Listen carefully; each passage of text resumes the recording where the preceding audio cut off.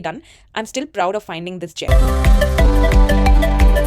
Often get commissions from shops if tourists. For my international viewers or NRIs, planning explains me that there are two weaving techniques called kadua and fekua. Hello Sundaris, welcome back to my channel.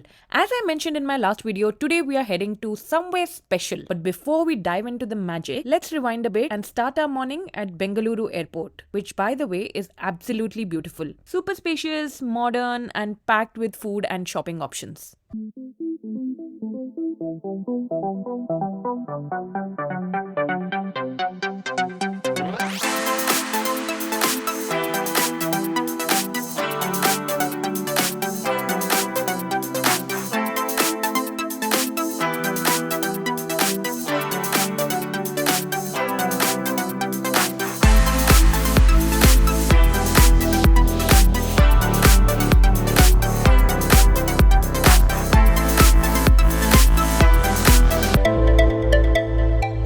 I spent some time exploring Indian handicrafts, the kind that make you appreciate the art and heritage of your country. Then I decided to grab some idlis and good old filter coffee. But guess what? The airline started boarding early. Yes.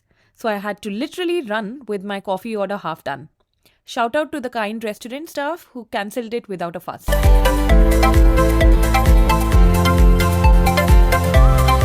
For this domestic trip, we decided to fly with Indigo. And enough of suspense already.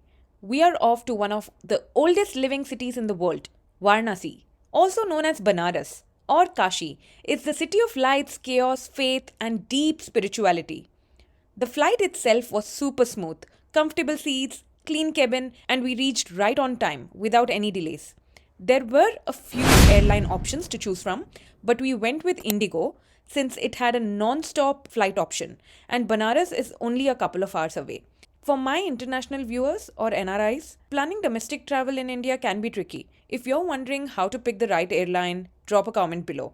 I'm happy to make a dedicated video comparing carriers and what to expect. Let me know your questions or even your travel worries. I'll make sure I cover them all. Coming back to Indigo, we skipped the in-flight meals, took a quick nap, and before we knew it, we had landed in Varanasi.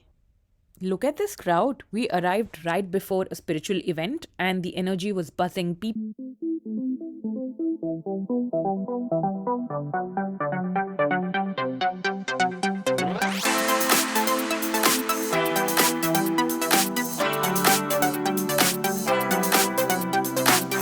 And so our first mission was to find a cup of tea.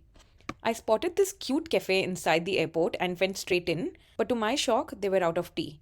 Like seriously, an Indian cafe without any chai? All they had left was samosa. And as tempting as it was, I wasn't ready to start my Varanasi trip with a deep fried breakfast. Yet. If you're planning a trip to Varanasi, this is important to watch. Now let's talk about getting from the airport to your stay. Because this part needs a little inside info. We were planning to book an Ola or Uber, but as soon as we stepped outside, we were swarmed by the local taxi drivers promising to take us for half the price. This bargaining scene is not for the faint-hearted. My instinct said no, but one persistent driver decided we were his mission of the day. Meanwhile, my husband was on the phone with our Airbnb host trying to figure out the best option. This driver then offered us a ride plus a stop for authentic chai made from scratch, not the tea bags. And honestly, that was an offer hard to resist. So we decided to take a leap of faith and agreed to pay rupees 700 to get to our Airbnb. Now, this was not just gut instinct, but the Airbnb host also spoke to this particular driver and made sure he's authentic, and this was a good bargain for us. And yes, the driver did keep his promise. We stopped at this roadside stall for hot fresh chai, and guess what? It was accompanied by deep fried mini samosas, all delicious. The tea was incredible, milky, comforting, and those mini samosas with hand pound fresh radish and coriander chutney, absolutely heaven. Honestly, I come from Indian background, but I'm not a chai person. Having said that, when you visit Banaras, you will love the chai. Everywhere, almost everywhere. I shouldn't say everywhere, but almost everywhere. And this particular place, they said the secret was to use buffalo milk, which makes the milk really thick, and a mix of other spices, of course. That made it extremely delicious. My mouth is still watering, guys. You must try it. Okay, next up, as we got chatting with the driver, he asked me if I had plans to buy any Banarsi fabric or garments. Scam alert, guys. En route, the driver made another bonus stop at a Banarsi weaver's workshop. Now, this is a common thing here. Drivers often get commissions from shops if tourists buy something. I'm not saying it's a scam, but if you don't know what real Banarsi silks feel like, you can easily overpay for low quality fabrics, which I would call a substitute to the actual Banarsi sarees. I asked a few polite questions, pretended to be tired, and gracefully made my exit.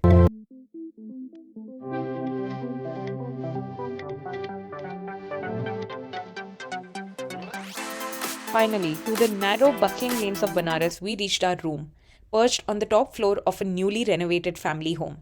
Just look at this, the rattan furniture, terrazzo flooring, everything so thoughtfully done. I'm still proud of finding this gem. Beautiful, right?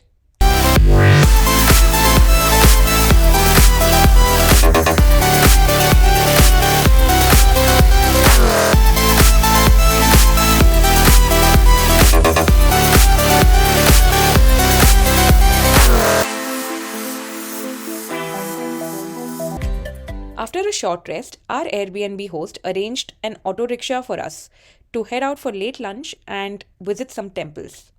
We went to this traditional restaurant called Baati Chokha and ordered a full thali.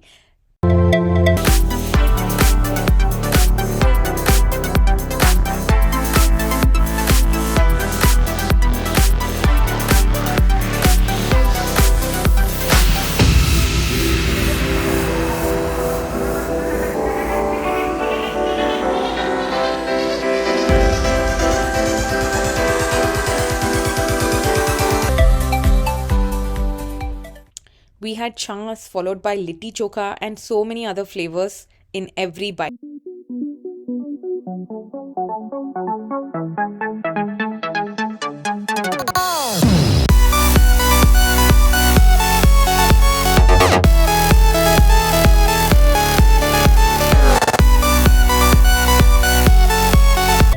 I would travel back just for the meal. It was delicious.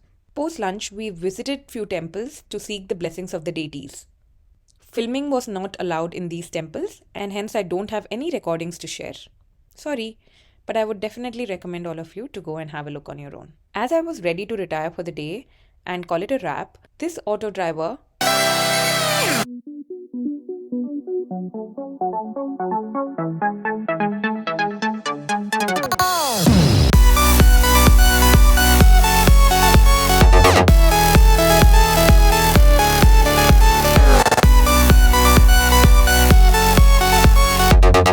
that there are two weaving techniques called kadua and fekua. So kadua is all about patience and perfection, and fekua is about efficiency and accessibility. I'll explain the difference in the coming days.